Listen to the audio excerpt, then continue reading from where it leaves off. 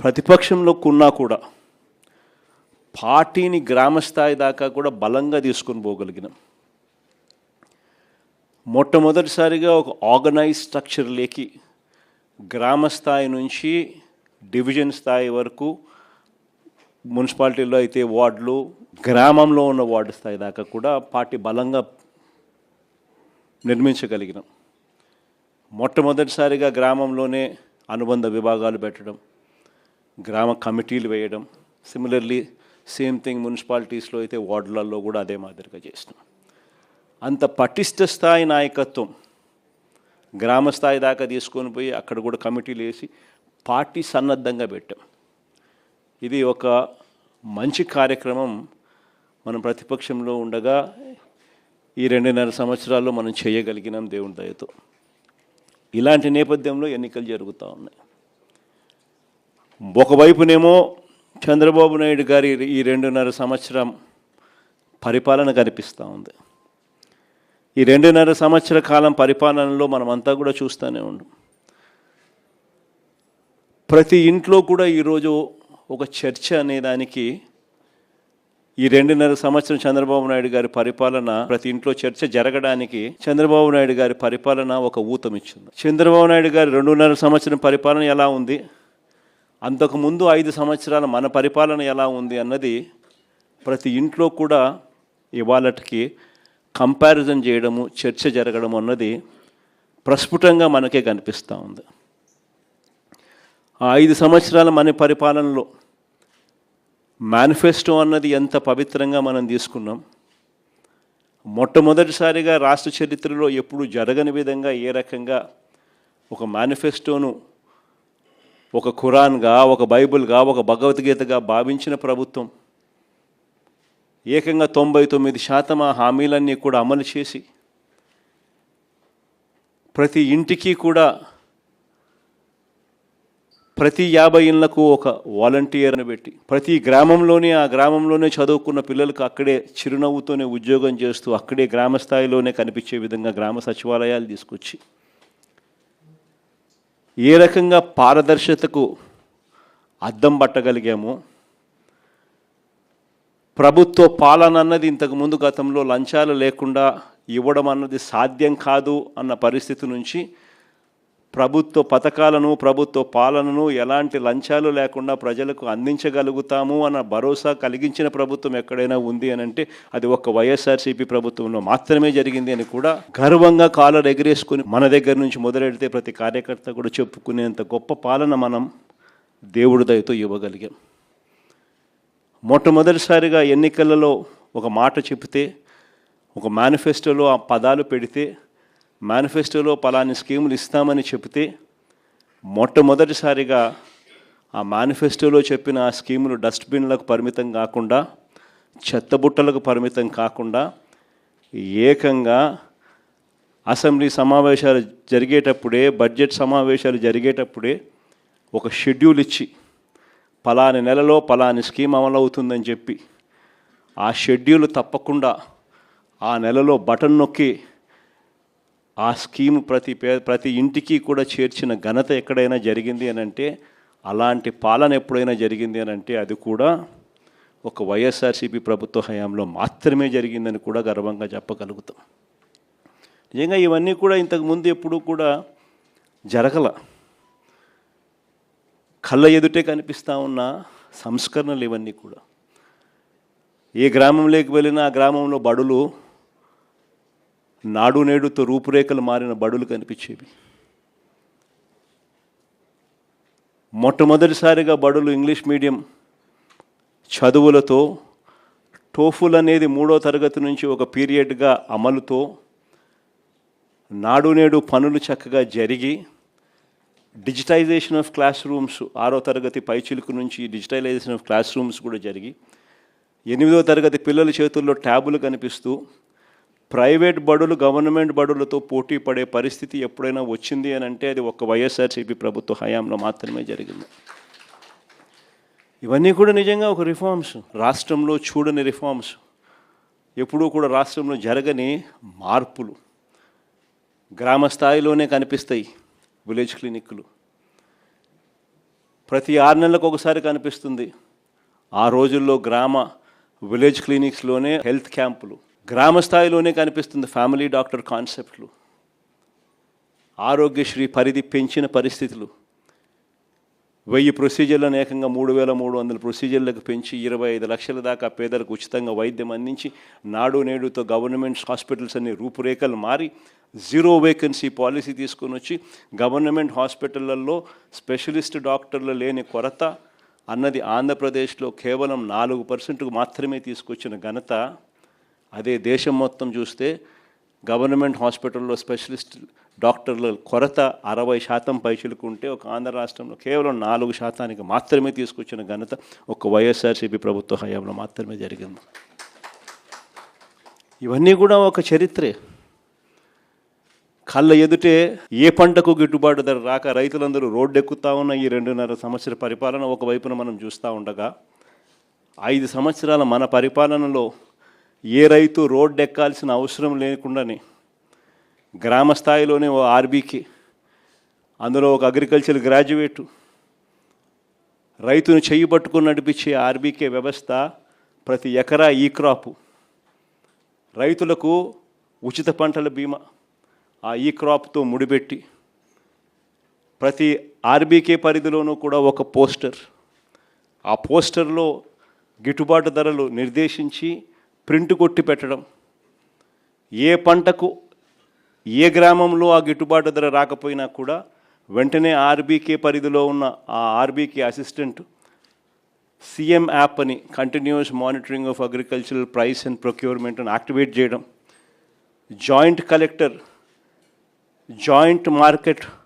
Joint Markfed ఎండీగా తాను ప్రవర్తిస్తూ బాధ్యతలు తీసుకుంటూ వెంటనే ఆ అలర్ట్ వచ్చిన వెంటనే ఆ ఆర్బీకే పరిధిలో తాను ఇంటర్వ్యూన్ అయ్యి ఆ ఆర్బీకే పరిధిలోనే పంటలు కొనుగోలు చేస్తూ కాంపిటీషన్ క్రియేట్ చేసి 5 ఏళ్లలో ఏకంగా 7,800 కోట్లు ఖర్చు చేసి మార్కెట్లో కాంపిటీషన్ క్రియేట్ చేసి రైతులకు గిట్టుబాటు ధర కల్పించిన ప్రభుత్వం ఏదైనా ఉంది అని అంటే అది కూడా మన ప్రభుత్వమే అని కూడా గర్వంగా కూడా చెప్పగలుగుతాం.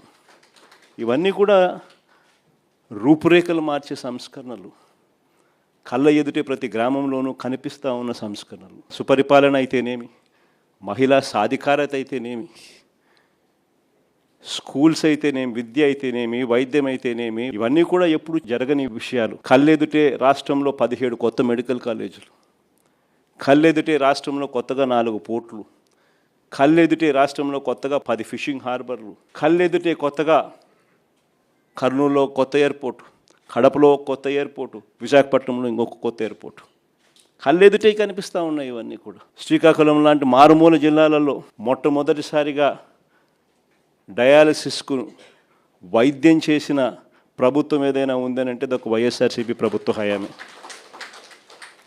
సర్ఫేస్ ట్రాన్స్పోర్ట్ వాటర్ ఏకంగా 600 కోట్లు ఖర్చు చేసి సర్ఫేస్ వాటర్ను తీసుకొచ్చి శ్రీకాకుళంలో ఆ ప్రాంతాన్ని సస్యశ్యామలం చేస్తూ తాగడానికి ఆ సర్ఫేస్ వాటర్ ఇచ్చి డయాలసిస్ ప్రాబ్లంకు పర్మనెంట్ సొల్యూషన్ ఇచ్చి డయాలసిస్కు ఒక రీసెర్చ్ ల్యాబొరేటరీ తీసుకొని వచ్చి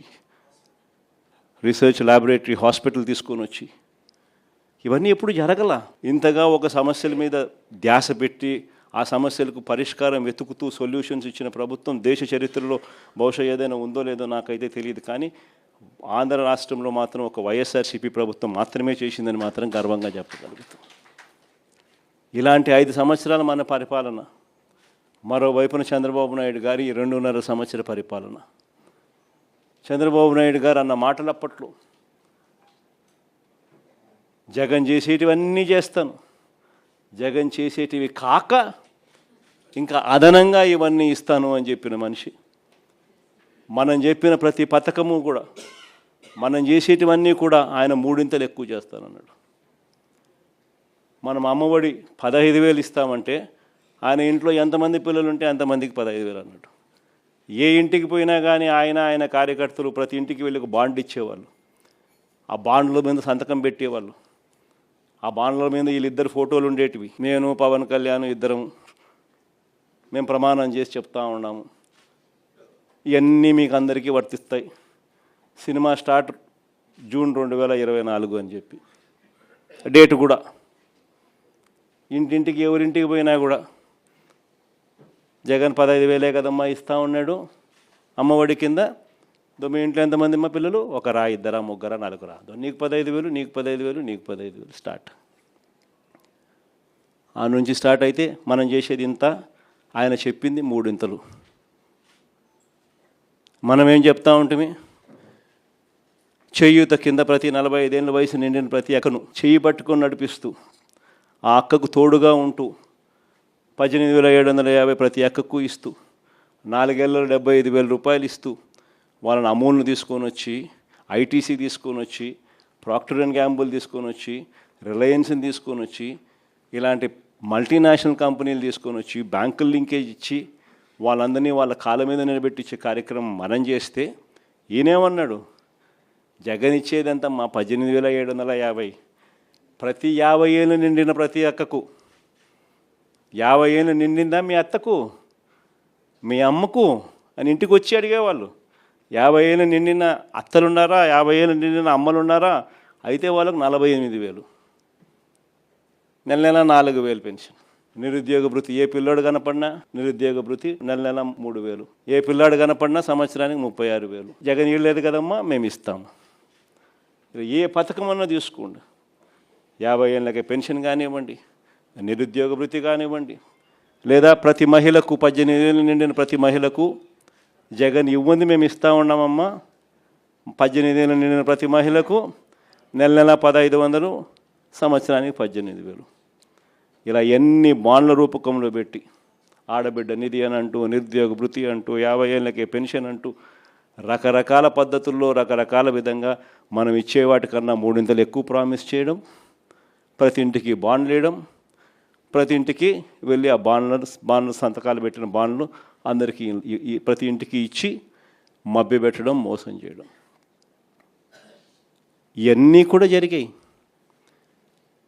ప్రజలు మోసపోయినారు, ప్రజలు నమ్మినారు, ప్రజలు ఇవాళ తెలుసుకున్నారు. ఈ 2.5 సంవత్సర కాలంలో ప్రజలు అందుకనే ప్రతి ఇంట్లో బేరీజు వేస్తూ ఉన్నారు. మన వైఎస్ఆర్సీపీ ప్రభుత్వ హయాంలో ఎలా పరిపాలన జరిగింది, ఇప్పుడు ఎలా జరిగింది అని చెప్పి. ఈరోజు ఒకవైపున చంద్రబాబు నాయుడు చెప్పిన ప్రతి పథకము మోసం కింద తయారైన పరిస్థితులు ఒకవైపున ఉంటే, మరోవైపున చంద్రబాబు నాయుడు గారి అరాచక పాలనలో, రెడ్ బుక్ రాజ్యాంగంలో వ్యవస్థలన్నీ కూడా పూర్తిగా కుప్పకూలిపోయినాయి. ఈరోజు స్కూళ్ళన్నీ కూడా శిథిలావస్థకు చేరిన పరిస్థితులు, హాస్పిటల్స్ అన్నీ కూడా శిథిలావస్థకు చేరిన పరిస్థితులు, ఆరోగ్యశ్రీ ఫీజు రీయింబర్స్మెంట్ వంటి బకాయిలు ఏకంగా పేరుకుపోయి పిల్లలు చదువులు మానేస్తూ ఉన్న పరిస్థితులు, పేదవాడు హాస్పిటల్కి పోలేని పరిస్థితులు ఈరోజు కనిపిస్తూ ఉన్నాయి. వ్యవసాయం పూర్తిగా తిరోగమనం, ఏ పంటకు గిట్టుబాటు ధరలు రాక రైతులు తెగమ్ముకుంటా ఉన్న పరిస్థితులు, ఆర్బీకేలు నిర్వీర్యం, ఈ క్రాప్ నిర్వీర్యం, ఉచిత పంటల బీమా నిర్వీర్యం, వ్యవస్థలన్నీ పూర్తిగా కుప్పకూలిపోయినాయి. మరోవైపు మహిళా సాధికారత చూస్తే చివరికి స్కీముల కథ దేవుడెరుగు, మనం ఇస్తా ఉన్న స్కీములు రద్దు కావడం దేవుడెరుగు, వీళ్ళు ఇస్తామని చెప్పిన హామీలు మోసంగా తేలడం అన్నది దేవుడెరుగు. చివరికి మహిళలకు 0 వడ్డీ సైతం కూడా ఎగరగొట్టి మహిళలను రోడ్డు పాలు చేసిన పరిస్థితి ఈరోజు కనిపిస్తూ ఉంది. ఇవన్నీ ఒకవైపున కనిపిస్తూ ఉన్నాయి. మరోవైపున చూస్తే ఎవరైనా క్వశ్చన్ చేస్తే, ఎవరైనా ప్రశ్నిస్తే వినిపించేది ఏమిటి అని అంటే కేసులు, అది అక్రమ కేసులు. ఎవరి మీదైనా కానీ అక్రమ కేసులు, ఎవరినైనా కూడా భయంతో వాళ్ళని లొంగ తీసుకునే కార్యక్రమాలు ఇవి కనిపిస్తూ ఉన్నాయి. ఇలాంటి పాలనకు మన పాలనకు మధ్య ఈరోజు ప్రతి ఇంట్లో చర్చ జరుగుతూ ఉన్న నేపథ్యంలో ఈ ఎన్నికలు జరుగుతూ ఉన్నాయి. సో ప్రజల మన వైపు ఉన్నారు. ఫ్రీగా ఫేర్గా ఎన్నికలు జరిగితే 2.5 సంవత్సరానికే చంద్రబాబు నాయుడు గారిని ప్రజలు ఇంటికి పంపించే విధంగా ప్రజలు మ్యాండేట్ ఇచ్చే ఎన్నికలు కాబోతాయి. కానీ మనందరికీ తెలిసిన ఎక్స్పీరియన్సే, మనందరికీ తెలిసిన విషయాలే. చంద్రబాబు నాయుడు ఫ్రీగా ఫేర్గా ఎన్నికలు జరగనివ్వడు అని చెప్పి, ఇవన్నీ మనందరికీ తెలిసిన విషయాలే. మొన్ననే మనం చూసినాం, ఉప ఎన్నికలు జరిగినప్పుడు ఎంపీటీసీ, ఎంపీపీలు ఎన్నికలు కానీ, మున్సిపాలిటీలు కానీ, జెడ్పీ చైర్మన్లు కానీ మన కళ్ళ ఎదుటే మనం అంతా చూసాం. మేయర్లు కానీ, బలవంతంగా ఏ మాదిరిగా అధికార దుర్వినియోగం చేసి చంద్రబాబు నాయుడు గారు ఏ రకంగా దౌర్జన్యం చేసి ప్రలోభాలు పెట్టి దౌర్జన్యం చేసి ఏ రకంగా ఎన్నికలు రిగ్ చేసే కార్యక్రమం చేస్తాడో మనమంతా కూడా చూసాం. ఇలాంటి పరిస్థితుల్లో ఎన్నికలు జరుగుతూ ఉన్నాయి. అందుకనే ఇక్కడ ఎన్నికల విషయంలో జాగ్రత్తలు తీసుకోవాల్సిన అవసరం చాలా ఉంది. ఎన్నికల్లో ప్రతి ఒక్కళ్ళం కూడా ఆషామాషిగా తీసుకోవాల్సిన ఎన్నిక కానే కావు. ఎక్కడైనా ఏ కాన్స్టిట్యున్సీలో అయినా కూడా ప్రతి ఒక్కరూ గుర్తుపెట్టుకోవాల్సింది ఏంటంటే కార్యకర్తల కోసం మనం నిలబడే ఎన్నిక ఈ ఎన్నికలు అనేది ప్రతి ఒక్కరూ గుర్తుపెట్టుకోవాలి. గెలుపు ఓటమి పక్కన పెట్టేసేద్దాం. చంద్రబాబు నాయుడు గారు దౌర్జన్యాలు ఏం చేస్తాడో, ఎలా చేస్తాడో, ఏం చేస్తాడో, ఏ మేరకు చేస్తాడో వేరే విషయం. కానీ ఆ కార్యకర్తకు దౌర్జన్యం చేసిన మా నాయకుడు మాకు తోడుగా ఉన్నాడు అన్న భరోసా ఆ కార్యకర్త కలగాల. నన్ను ఓడించడం కోసం, ఒక చిన్న కార్యకర్తలైన నన్ను ఓడించడం కోసం చంద్రబాబు నాయుడు గారు ఇంత అధికార దుర్వినియోగం చేసినా కూడా మా నాయకుడు నాతోనే ఉన్నాడు అన్న భరోసా మీలో ప్రతి ఒక్కరూ కూడా ప్రతి కార్యకర్తకు కలిగించాల్సిన ఎన్నిక ఈ ఎన్నిక అనేది గుర్తుపెట్టుకోండి. అలా భావన వచ్చినప్పుడే రేపొద్దున మీ ఎన్నికల్లో ఆ కార్యకర్త మీకోసం రెట్టించిన ఉత్సాహంతో మీకోసం పనిచేస్తాడు అన్నది ప్రతి ఒక్కరూ గుర్తుపెట్టుకోవాల్సిన అంశం. ఇక్కడ ఈ విషయంలోనే చెప్తా ఉన్నా, చంద్రబాబు నాయుడు గారు డైరెక్ట్ ఎలక్షన్స్ కూడా పెట్టడానికి కూడా అనౌన్స్మెంట్స్ చేస్తూ ఉన్నాడు. ఒక రకంగా ఇది మనకు మంచిది, నిజంగా డైరెక్ట్ ఎలక్షన్ జరగడం అన్నది కూడా. ఎందుకంటే కనీసం ఒక బలమైన అభ్యర్థి ఆ డైరెక్ట్ ఎలక్షన్స్లో పోటీలో గట్టిగా నిలబడితే ఆ మున్సిపాలిటీకి చైర్మన్గానో, లేకపోతే ఆ మండలానికి ఎంపీపీగానో, లేకపోతే జెడ్పీ చైర్మన్గా అయినా కానీ, లేకపోతే మేయర్గా అయినా కానీ, ఇంకొకటైనా ఎక్కడైనా కూడా ఒక బలమైన అభ్యర్థి అక్కడ పోటీలో నిలబడితే కనీసం మిగిలిన స్థానాలకు ఆ బలమైన వ్యక్తి సూపర్విజన్ ఉంటుంది, మానిటరింగ్ ఉంటుంది అన్నది మనకు కలిసి వచ్చిన అంశం. బలమైన అభ్యర్థులు అక్కడ పోటీలో ఖచ్చితంగా మనం కూడా నిలబెట్టాలి. మున్సిపాలిటీలకు కానీ డైరెక్ట్ ఎలక్షన్స్ కాబట్టి ఆ మండలానికి కానీ బలమైన క్యాండిడేట్ను మనం తీసుకొని వచ్చి పెట్టాలి. ఆ బలమైన క్యాండిడేట్ మిగిలిన వాళ్ళందరికీ ఆ మండలం పరిధిలో అయితే మిగిలిన ఎంపీటీసీలకు అయితేనేమి, లేదా మున్సిపాలిటీ పరిధిలో అయితే మిగిలిన కార్పొరేటర్లకు అయితేనేమి, వీళ్ళందరికీ కూడా ఆ మనిషి బలాన్ని ఇవ్వాలి. ఆ మనిషి సూపర్విజన్ చేయాలి. ఆ మనిషి సూపర్విజను, ఆ మనిషి బలాన్ని రెండింటినీ కూడా కార్యకర్తలకు ఇవ్వగలిగితే ఒక బలమైన క్యాండిడేట్ గెలుచుకొని వస్తాడు అనేది గుర్తుపెట్టుకోవాల్సిన అంశం. ఈ ఎన్నికల్లో మనం గెలిపించుకునేది మన కార్యకర్తలను. ఈ ఎన్నికలు జరగాల్సింది ఆ కార్యకర్తలకు భరోసా ఇచ్చే విధంగా జరగాలి. ప్రజల వాయిస్ వినిపించే విధంగా ప్రజలకు మనం తోడుగా నిలబడగలగాలి. అది ఖచ్చితంగా గుర్తుపెట్టుకోవాల్సిన అంశం. ఎక్కడైనా కూడా మీ నియోజకవర్గాలలో ఎక్కడైనా కూడా ఏకగ్రీవంగా ఎక్కడైనా ఎన్నిక జరిగితే మాత్రం నన్ను అడగాల్సిన పనిలా క్యాండిడేట్ ఆ తర్వాత ఎన్నికల్లో పోటీ చేయడానికి మీరే గుర్తుపెట్టుకోండి. ఎక్కడైనా పోటీ జరగకోకుండా ఏకగ్రీవంగా ఇడిచిపెట్టినారంటే మాత్రం ఆ తర్వాత క్యాండిడేట్ ఎమ్మెల్యే ఎలక్షన్లో క్యాండిడేట్ కాడు అనేది గుర్తుపెట్టుకోండి. అంత ప్రస్ఫుటంగా అంత క్రిస్టల్ క్లియర్గా చెప్తా ఉన్నా. ప్రతి చోట పోటీ జరగాల. ఎన్నికలు అయిపోయిన తర్వాత కూడా నేను రిపోర్ట్లు తెప్పించుకుంటా. మీ ఎమ్మెల్యే క్యాండిడేట్ ప్రతి చోట పోటీకి నిలబెట్టాడా, క్యాండిడేట్ నిలబెట్టలేదా అనేది పోటీ రిపోర్ట్లు తెప్పించుకుంటా. నిలబెట్టిన తర్వాత మీ ఎమ్మెల్యే క్యాండిడేట్ ఆ క్యాండిడేట్లకు ఏ విధమైన సపోర్ట్ ఇచ్చినాడు, సపోర్ట్ బాగా ఇచ్చాడా, బలంగా నిలబడ్డా మీతో పాటు, అవునా కాదా అన్న రిపోర్ట్లు కూడా తెప్పించుకుంటాం. ఖచ్చితంగా ఆ మేరకు పాజిటివిటీ మీ దగ్గర నుంచి రావాలి. ఈ ఎన్నికలు మన కార్యకర్తల కోసం గట్టిగా నిలబడితేనే కార్యకర్తలు మన ఎన్నికల్లో మన కోసం గట్టిగా నిలబడతారు అన్నది ప్రతి ఎమ్మెల్యే క్యాండిడేట్ కూడా తన సిస్టంలోకి జీర్ణించుకోవాల్సిన అవసరం ఉన్న అంశం.